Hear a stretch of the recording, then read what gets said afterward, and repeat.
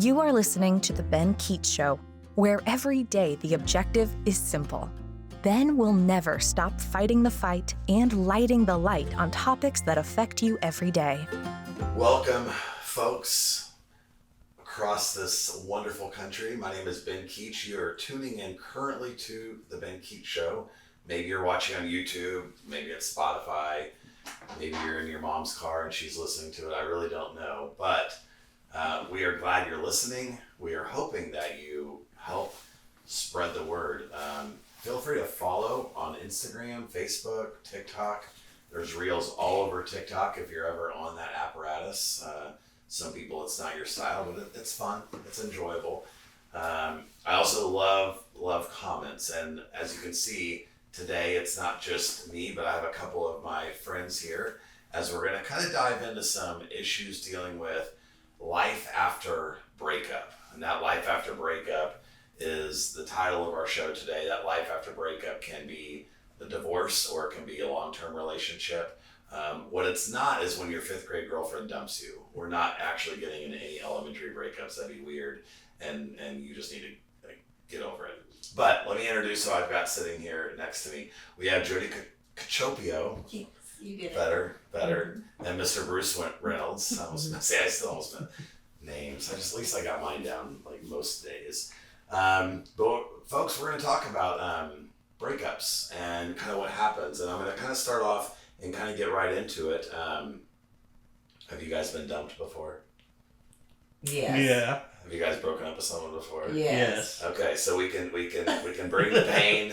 And then what my fifth grade boyfriend either. Well, we're not talking about your fifth grade. I was going to say it wasn't. We're not even like, who knows, that could have been, you may have just dodged a bullet with that little guy, but so we've all been on the cycle of this. So let me actually start with you, Jodi. So Jodi, when someone's in a marriage, now this could be somebody that you coach, this could be referring to your own life, but when you are talking with somebody who's been dumped, who's been broken up with, they're heartbroken, like what do you tell them? What do they need to do? Like what's going on with them, and how can you help that person out, would you say? Okay, so there's a couple of facets or phases of that I would like to introduce to them. First would be grief is real. Okay. Well, however you want to look at it, it is the death of a relationship. It could be like the death of a person, but it's real. You're going to feel pain. It's going to hurt. Right. And I suggest that you be in your pain even though it hurts. Some people want to get other people to be part of their voids that they feel, but I feel if you grow as a person from that pain, it's going to make it better for the next person that will come into your life. How do you do that? How do you do that? By maybe getting a life coach or getting a therapist or getting a friend that can be there with you. And when you're feeling that emptiness or that loneliness, have one of your girlfriends or one of your guy friends to go out with you, and not to chase other people, but to know that it's real. A good example is when I was, when I left my husband, because I left him. Right. After 26 years, I left him. And I did not know I was going to grieve as bad as I did. And I went to work every day and I cried. And I was a soldier. I cried in uniform every day. And one of my soldiers looked at me. He said, "Ma'am," he says, "is there anything I can do to help you?" I said, "Yeah." I said, "Let me purge. This is it. This is me healing." Right. I said, "What you would worry about is if I locked myself up in a room and I'm going to use foul language. I said, I'm fucking spending too much money, drinking too much, or doing things to push that pain down." Right. I said, that's when you worry about me. But if I can stand at your desk and one little trigger happens and I cry, you know I'm healing. And it's going to take time. Time is the most important value that you have, resource. Because with time, there's going to be healing. Yeah. And so that's what I would say. If you can allow yourself to heal, be in the pain, get the support that you need from family, friends, a therapist, a life coach, or whatever needs to help you transition, and know with time you will have light at the end of the tunnel. I like that. That's good. Bruce, when you've been divorced, you've come out of it, you've dated since then, whether it's personal or people you've dated, what have you witnessed or seen with people either rushing or people like not ready or healed or and I mean, I'll just give you an example. So, I got divorced in 21, and I had somebody approach me kind of as my marriage was ending. The papers were signed. Right. And, the first thing we did is we got together with somebody I had known for 15 years, kind of was loosely friends with. And the thing is, at the end of it, it didn't work. But part of it is it was just rushed. I think there's a process you have to go through to take some time and some perspective to figure out what you want and where you really stand. Right. And so one of my regrets is not doing that. So, and I think, a lot of people do that, whether it's a marriage or dating, they get out of a situation. Right. And they seek comfort somewhere else. Right. And sometimes that is not always a good thing. Right. I think you got to take your time and kind of make sure that you process what's going on. I think I've been all across, I think I've done everything right and everything wrong. I've rushed, I've overpromised, I've changed my mind, I've found amazing people, I've had amazing relationships. I've seen, I think at the end of the day, there's like it's kind of a common thing that everybody wants. I mean, people want to love, be loved, people want something safe, secure, but getting through it with all of our own things we've dealt with and like, do I really want, like, there's just a lot of like moving parts. And so a lot of us have the same goal, but you have to get through the moving parts. And the moving parts are, well, they're moving, so it's confusing and it's tricky, and it looks like this in January, but now it looks like this in March. And like, what did I do wrong, or what should I have done better? It's just tricky. So I think. sometimes it reminds me of like a trip line, like in the movies. You're trying to get through all the lasers and not trip anything and not trigger any negative emotions along the way. And so, for most people, I think you're trying to figure it out. Yeah. And find somebody who's willing to figure it out alongside you and work through their stuff as well. In my opinion, everybody's got something in their lives that is in their background or that has happened to them. And so trying to just find somebody who's compatible and willing to work through that. I think that part of what you just said, where like getting to the, like, nobody's going to start dating someone after any type of relationship with, everybody brings baggage. Everybody has, like, you're not ever totally like healed into this place where, okay, you can be healed enough to date, but things are going to come up. Right. And things that are unexpected and things that you didn't deal with in your first relationship. All of a sudden it's like, whoa, what am I supposed to do with this? One thing that I want to bring up, which I thought was in my divorce decree, which I've been divorced over a year and a half. Gotcha. And but we were separated a year prior to the divorce. I've been without him for 2.5 years, right?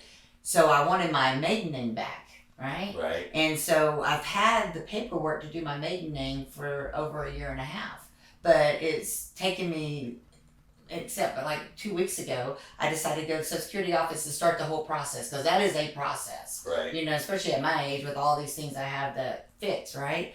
So I filled out the application, I sit down at the Social Security office, and as soon as I handed it to her, I started crying.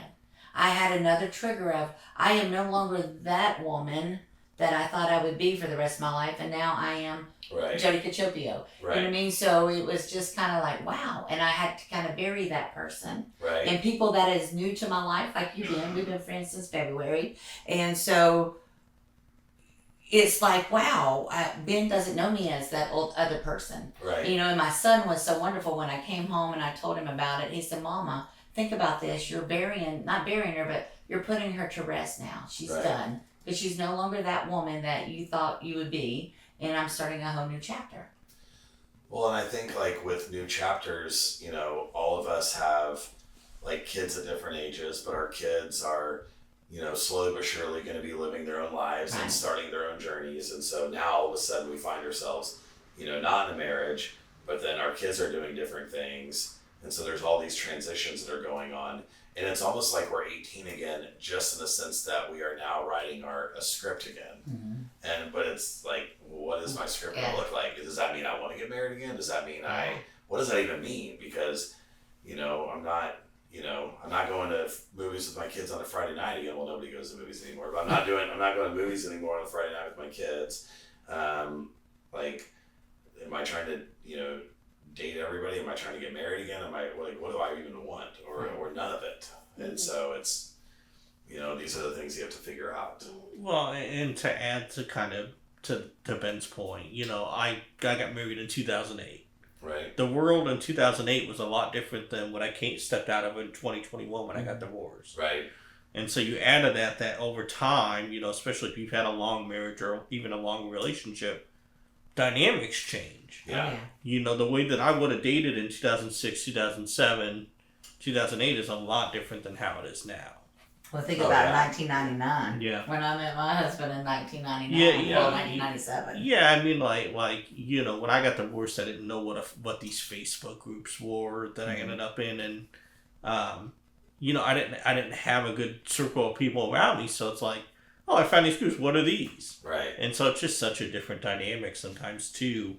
As time passes, you come out and it's like you're on a different planet. Do you think that there's a way to communicate early on in dating to offset some, like, to have a better feel of where somebody's at, like dating wise, or like what their availability really is? Like, do you think people disguise this or hide it, or what do you see in terms of people just being like really honest with exactly where they're at, coming out of a marriage or coming out of a relationship, or are most people just hiding it and you're just not going to know? Or I'm just like, what do you see with men, or what do you see with women in that regard? I mean, I want to believe that everybody is being honest. I think some people don't know where they're at, right, until they actually date. Well, I think most people want to be honest and want to be genuine, but again, it's an emotional awareness thing. Does the person even know where they're at? Right. Or is the person, out of a recent relationship and just wants to heal some pain? Like, you really don't know until you spend some time and get to know somebody. I think your first read on a first date may not always be accurate. Yeah, right. Not Good or bad. Yeah, good or bad. I mean, you don't know. Totally. And like for me, like, it takes me more than a date to know whether I want to date someone. Right.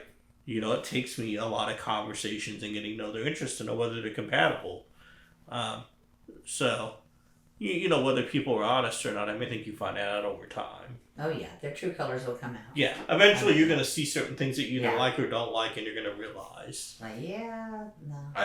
I've had some interesting conversations with people that I dated a little bit. We ended up having like a really good friendship, and then they were giving me their perspective of me when we were dating. I was like, oh, you thought that? I was like, interesting, good and bad. I'm like, because sometimes we're not aware of how we represent ourselves, or what people may think about, and we can't control what people think about us. They may think great stuff, they may not, but just that awareness of, and that's why I think like I almost like would enjoy a conversation more with somebody, like, okay, so you're on, how many dates you got this week? I got 3. Yeah, I got 2. What happens is people like go on a date or two and they're like, yeah, I shut down my dating app. You're the only person I'm talking to. I'm like, well, okay, cool. Like, now you just added a lot of pressure to the situation. Like, just be chill. Like, allow a friendship to develop, but without any expectations. Like, just be patient. There's a lot of rushing. And that, I mean, I don't know. Well, and I'll tell you personally, I've been really mad about that. Especially, less so now, but especially when I first got divorced. Oh, me too. That's horrible. I was absolutely horrible. And I still get feedback that sometimes I'm like that even now, but it's less intentional. Right. Like, here's the thing. I've met hundreds of friends in this group. I go out and do a lot of things. Most of it is not with the intention of dating anybody. Right. Most of it's just, hey, I want to get to know you as people and see. And if it leads to that, I'm certainly open to it. But, right. I've learned to kind of go into it with a little bit more of an open mind. Right. Or try to. Right. Yeah. Sometimes it's hard, you get attached to somebody. Sometimes it's not easy to be completely open-minded, but I've learned to hold a little bit more back. Right. You think that's happened because you've been on multiple dates and you were able to figure it out better, better? Feedback that I've gotten. That So people are willing to give you feedback? Somewhat. I mean, I get feedback either directly or sometimes indirectly. I mean, one of the dynamics I'm in is a kind of, even though I'm not an admin, I'm kind of very visible in this group. Right. And I've met so many people that sometimes just through the grapevine, I'll hear different things that come back to me. Gotcha. Yeah. Or sometimes people will just be straight up, hey, I think you're too eager. Right. Or you need to quit trying so hard to date. Well, I'm like, well, I don't want to try not to date either. Like, I would like to find somebody. So it's a fine line. Sometimes you don't always know. No, I agree. I went on a date with a girl, and I mean, it was good. It was fine, but I noticed like multiple things in her. Like, I didn't even care for me because I had a feeling we were not a match, but I just felt like led to like tell her like, hey, like these kind of like things and behaviors and ways you're acting, it's not going to be good for you in dating. Like, you are so putting yourself in second place. Like, if I would say like, hey, like, what do you want here? Like, or like, a good example, like if I would ask her what she wanted, she would never even hardly answer the question. It was always like, whatever you think, whatever this. Oh. But then she was like, but I'm paying, or I'm doing this. I'm like, there's this interesting dynamic. I was like, I don't know if she knows how to be in her feminine. I don't know if she knows how to receive like a man just doing something nice for her. So then it was like weirdly awkward actually. And so she's either going to get taken advantage of, or like when a man wants to do something for you, that's just nice. I'm not talking about like buying flowers on a first, or just like over it. Guys are also way excessive too early. Like, I'm not buying a girl a gift unless I'm in a relationship. I'm going to keep it very simple, but I'm just saying like a woman has to be able to receive a man if she has interest in him. If she can't receive it, then or it's just like awkward. She may feel awkward to receive because she's not used to a man acting in a certain way. I was gonna say it depends on where she came from. You know what I mean? Because I can That tell you. ain't my issue though. No, Right, but I'm if gonna she tell her about it. Right. exactly, because if she didn't heal from that, and she doesn't know her own worth. That's why I took the time to heal for like a year and a half, because my marriage was rough, especially in the first part of it. Right. And I continued to grow, and then that's what happened to our marriage. It kind of stalemated. I outgrew him. Right. You know, I need a man now that I can grow into, Right. not grow out of. Right. And especially at my age. Right, You know, right, I'm like, right. I want somebody that can teach me something. And my marriage, he was very, very valuable to who I am today. He created the woman I am today. Yeah. And sometimes it was out of resiliency, strength, you know, learning my own power and who I am. And I did have a dear friend tell me sometimes I could be too masculine and I need to bring it down to my feminine self, and I'm working on that. Right. And I think that's important because I don't have to be the boss all the time. I don't care. I don't care who's listening to this. I don't care your opinion. I'm telling you this is right, and it's like right 100% of the time, whether you want to believe me or not. Every single woman in her best place relies on a man and wants a man to lead the relationship. Now that's a scary thought for a woman who has had some levels of abuse or neglect within relationships, like no trust of a man, and you're telling me I have to rely on a man, and all my experiences are I have to be in my masculine to protect and take care of myself and to protect and take care of my kids. Yes, like your stuff that's happened before is unfortunate and it's horrible and it's bad, but if you want to help, then buy a couple cats, you know, enjoy it, that's fine. Like, people need crocheted sweaters, like, do all your thing, but you need a healthy man. But then the other problem is on the man side is most men don't know how to lead. Most men don't know how, like, to be in their masculine where they listen, they love, and they're safe. They're not trying to boss her around, they're not trying to control her, they're not trying to do any of these things. And so there's this funky dynamic that's happening where women are in their masculine, men are a bunch of little, you know what's, like, you know, sitting on the couch doing nothing, not assertive, not planning dates, not initiating, letting the world go to hell in a handbasket, and she's having to pick up all the pieces, and we wonder why our marriages are falling apart. Right. It's because we're backwards in so many ways, and we don't know how to do it right, or even find someone to do it right. Like, that's why I literally told her after the date, I gave her a long message after on her phone after that. I was like, hey, like, you know, it was nice, like, I didn't ghost her, like I said, hey, you know, whatever, all those things. I was like, but I'm gonna give you some feedback, and you can, like, delete this right now, you can ignore me, you can say I'm right, wrong, but I'm literally telling you this because I think you're gonna have struggles. And I gave her my feedback, and she was nice, she received it, she was nice. Well, that's good. And Yeah. maybe she learned from that and she'll grow from it. Yeah. And that's what when we talked about on another episode, we were talking about what men, like, they won't follow up sometimes. Even a follow up like that, say maybe you were too masculine at dinner or something like that. And so I would know. I don't like to do that though. I don't want to be there. That was a rare situation. I felt led to do that. I don't really know why. Well, probably because you felt sorry for her. You thought somebody would take advantage of her. I was like, you gotta, I don't know. I mean, following up after a date is hard though. You know, on either side of it. Like whether you're the one being let down or whether you're the one saying that you're not interested, it is such a difficult thing to do. Partially because you don't know what reaction you're going to get. Mm-hmm. You know, I don't know if I care about the reaction. I don't. But I tend to just, you know, if I'm not interested, I tend to kind of try to tell somebody. I've been really bad about that in the past and just walked away. Like tell them face to face? I've walked away in the past and not really said anything, and I kind of regret that. Okay. You know, so there's a happy medium, I think. But it's just so hard to do. I just text them. Yeah, well, that's what I mean. I mean, it's all usually, if I'm not seeing a person again, I'm just going to text them. I mean, I have had this feedback. This is actually good for us, and I don't know if your opinion about this, but never ask for the second date while you're in the first date. So basically, so I've thought before, like, I want them to know I'm interested in them. So, like, you know, so I'll say to them, like, you know, and sometimes I just know they want to see me again. I want to see them again, so I don't really care then. But if you're not really for sure, just have the date, do that later. Because any woman, whether she wants to see you or not, she's not going to say, yeah, actually, I don't want to see you again, but thanks for asking. Mm-hmm. And now finish the rest of your day like, this sucks. Yeah. So just, like, Wait. enjoy the date. Wait, do it later. Because I've talked to women who are like, gosh, it's so awkward. I just got to, like, well, of course I have to tell them I want to because it's, like, embarrassing. Like, and then I'm going to tell them no later, or maybe I won't. Maybe I'll just go because now I feel obligated because I told them, I'm like, I was going to go. I don't want to go. There's a lot of dynamics too. I mean, to your point, there's a lot of dynamics where people don't follow up or whether they're not straightforward. yeah. I don't know if I've ever had a girl. I've had a few people I was in a relationship with ask me, like, why it wasn't going to work. I don't know if I've ever had someone on a date or two ask me that. People just generally accept it. Yeah.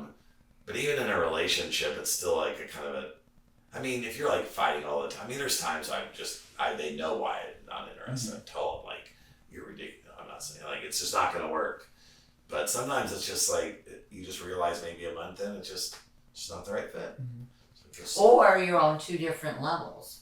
What does that mean? Meaning that maybe I'm chasing adventure and companionship and hanging out, and they're looking at wife material and, like, cause you want different things. Different things. Because you're different, you know, portions of your life or different stages of your life. Well, and I run into that. That's hard. Mm-hmm. Yeah, you know, I've been in a relationship. I didn't feel like we were in the same place, and it was very, very hard. And it took me a long time to get to the realization that, like, it wasn't going to work. And then I just had to have a conversation one night and be like, we're not in the same place. And those are the things that suck, because if you met those same people in your early 20s when you don't have all this extracurricular stuff going on, it may end up working. It may be a marriage. It may be a long-term relationship. And you can love somebody and not be in the same place as them. Yeah. Mm-hmm. And that's hard. Well, but in later in life, like, I've you know, dealt with, like, do I want to, you know, be a part of raising someone's young kids, or, like, what do I, and sometimes I've said yes, and sometimes I've said I don't know, and a lot of people, you know, my age are like, I'm not raising someone else's kids, they're not interested in that, you know, but it could be an amazing person that you two, just in terms of that entity, would be great, but you got to consider, like, how much money do they make, what does this life look like, or, like, there's just so many things now at our older ages that we have to consider. Mm-hmm. It's not just about always love, like maybe it was when we were younger. Right. Yeah, because I agree with that. Because when I was in this one small relationship for a couple months, it felt like it started getting married. Like, we were talking every day, texting every day, and talking every day, and it was like, you know, accountability. I was feeling guilty, meaning, like, I might want to go out. I'm a big traveler. I like to travel, and I want to go see friends, and then I'd feel guilty because I was leaving him behind. Yeah. I was like, this is where I have to stop, because that's what helped break my marriage up the first time, because I always wanted to go, and be adventurous. Yeah, and the bottom line is, if you ever do get married again, or if you're in a long-term relationship again, you're gonna probably most of the time want him with you. I would. And that's his sign that he's not that guy. Yeah. Because if he was that guy, he would be there. with you. you would be wanting. And that. Even though you may not want to be in a relationship, there's that. But there's also, is it the right person? Right. And we don't always. That's hard to know. Like, right. Is it because of me? Is it because of you? The bottom line, it doesn't matter. It's just not you. Right now. I just feel like there's more out there for me to explore and do right now because I came out of a 26-year marriage. Yeah. That I gave 110%.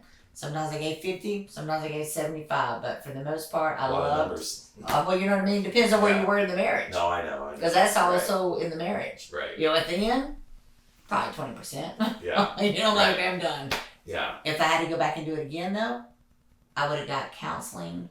I would have worked harder. But I don't think, I know that he's a better man because I left him, because he changed.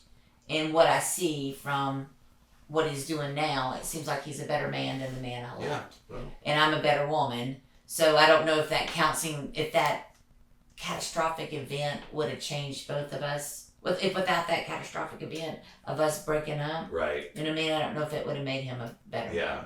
If we would have went to counseling or whatever. But I wish I wouldn't have left so soon. But it is what it is. That's what it is. Can't do what if. Yeah. Gotta keep on moving forward. Do you so Bruce, where are you now in terms, like, when you, do you have any like rules or anything of like a girl is like fresh out of a relationship? Is that a red flag, or how do you view someone coming out of a breakup? It's not as much fresh out of a breakup. I typically do not like to date fresh out of a marriage. Okay. That's where and I think that goes for both males and females, and it's just kind of a bad idea. Just from some of the stuff I've seen, it's just, you need to heal. Mm-hmm. Out of a relationship, people are going in and out of relationships so much anymore that I don't necessarily think that that's a huge issue or a huge red flag, unless it's like a long-term relationship and there's a lot of abuse. But also, like, look, I'm on Facebook, so if I'm looking at your social media and I see that you're still hung up on somebody, or that there's a lot of drama, or that your posts have just a lot of unfinished feelings. Right. Those I tend to want to stay away from. You know, I kind of want, you can be fresh out of a relationship and be emotionally healthy enough to date. Right. But sometimes, like, and it sounds crazy, but I'll be on a social media page of somebody that I've just friended, and I'll see all kinds of stuff about their relationship and abuse and all of this stuff. Like, I don't, heal first, and then we can have that conversation. Yeah. So, but definitely on a marriage, that's typically not something I want to do right after someone is coming out of a divorce. Do you tell them that? Some of them no. Some of them will straight up be like, I want to heal. Mm-hmm. And like, at that point, if you know that you need to heal, you're just trying to hook up, or what do you, Right. Where you at? So, yeah, I mean, I don't necessarily have to tell them that. Sometimes they know they're not ready. Yeah, they're not ready. I was like that. I knew I was ready. I think most people are emotionally aware enough to kind of know whether they're ready. Mm-hmm. And I think most people after a divorce will be. And I've met some really cool friends that way. I'm like, hey, we're great friends. Right. You're just not ready. You've got to spend some time, heal, get past that. Because ultimately, do I want to be with somebody who's still thinking about their ex-husband? Mm-hmm. Right. That's not fair to you. Yeah, it's not fair to either one of us. Like, you're kind of refining yourself. You're kind of finding a new path. You're writing your own script, and you don't know exactly what that script's going to be like. One of my favorite people I've met since my divorce, I mean, she told me on our first date, like, I was divorced 4 months ago. I'm just not in any kind of place of commitment. So we were friends for a couple of years, and we dated a little bit, but that friendship worked great, and there's nothing wrong with that. Well, and I formed a friendship like that now. I'm like, hey, like, we're kind of in I'm not sure I'm ready to date. I know you're definitely not. Like, we'll be great friends. Yeah. I'll help you however I can. I've been divorced. I've got the perspective. You've been divorced before. You've got the perspective of doing it. Like, fix your stuff. Maybe something happens later. But in that immediate period after divorce, I typically don't want to date someone. I have a question for you guys real quick. Okay. So I know I have several girlfriends that are never been married, never had children. I think it's more popular in the female area than it is with the male. Are you friends with nuns, or is this something? No, they're not nuns. They're Okay. not nuns. I know it's just Sure. kind of weird. They just never found anybody, and they never married, and they Okay. never had children. And but I'm finding that in the dating world, there's a lot more men out there that's never been married and never had children. Right. So when you tell your girlfriend that, you're like, I met this man and he's never been married, especially at our age in the 50s, and they're like, whoa, red flag. But is that a red flag? For you men, is it a red flag when you meet a woman that has never been married, never had children? I mean, I don't. It's curious. I'm kind of like, okay. I mean, I wonder, but it doesn't stop me from doing the same exact thing I would be if she was married and had kids. Right. I'll still, if I'm interested in her, I'm still interested in her. Curious, and I've dated a few that were never married and a few that didn't have kids, and it didn't have any bearing on if we were going to be in a relationship or not. Right. But yeah, and for me, it's not a red flag. Again, it leads to some questions and some additional research to kind of feel out maybe why. But typically it wouldn't stop me. However, like, I have a 15-year-old at home, right? So if you don't have the perspective of having raised a kid and having a divorce, like, are you willing to date somebody who's got a kid? Mm-hmm. yeah. Like, sometimes for me, like, that's a barrier for people. I can't. Yeah. Because I can't erase my kid and I can't change who I am. Right? So I've got past experiences that maybe you don't have. So, can you relate to those? Folks, we have to wrap up this episode. Exciting.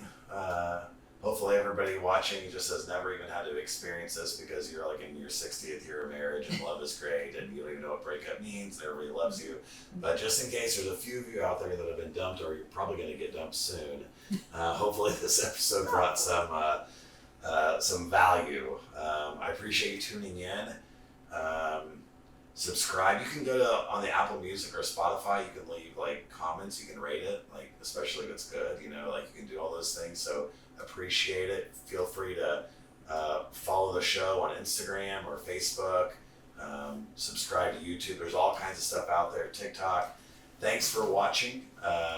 It's been great talking to Jodi and Bruce. This has been fun. And Thank you. hopefully it's brought some value to the people watching. So have a great day. Talk to you soon. Bye. Thank you so much for listening. Let's keep the conversation going. You can reach out on Ben's website, www.benkeechshow.com, or on social media to chat. And please remember to subscribe so that you never miss an episode.